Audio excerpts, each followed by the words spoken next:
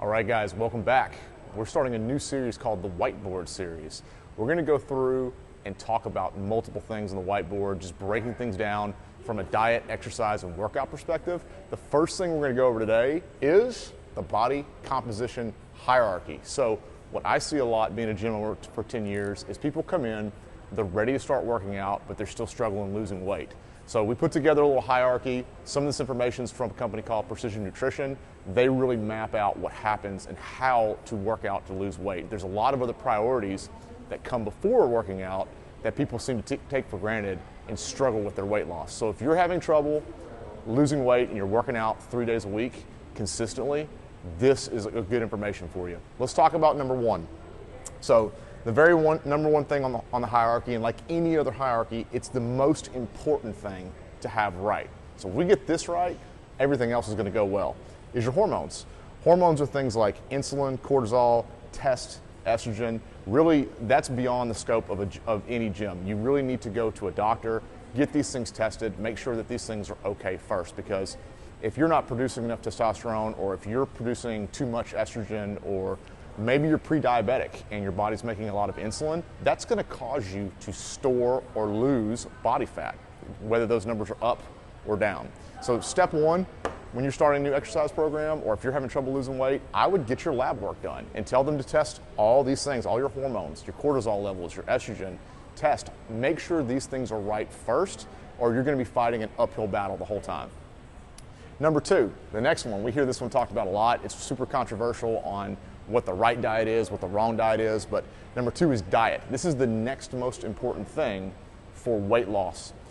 So the basic approach here, you could go in and talk about this all day, is whole foods and lots of veggies. So what a whole food is something that has little refined and processing in it, no sugar, no preservatives. It's in its natural state. So if I grow a carrot out of the ground, I pull it out of the ground, I wash it and eat it, it's pretty much a whole food. If I take that same carrot and it's refined and processed, I put sugar in it, I can it, I put all these preservatives in it, put it in a can and eat it a year later, it's not really a whole food, even though both of these things are carrots, if that makes sense. So what you want to do is eat as many whole foods or natural foods as possible, proteins, vegetables, fruits, nuts and seeds, as many of those as possible, or once again, you're going to be fighting an uphill battle trying to lose weight. The next piece on there, and this is the one we're all ready to do. When people walk in the gym, they walk in right here on number three, on this part of the hierarchy, and they go, I'm ready to work out. But if you look at the top, it has the least effect on your body composition. Your workout does. Your workout has the least effect out of diet and hormones.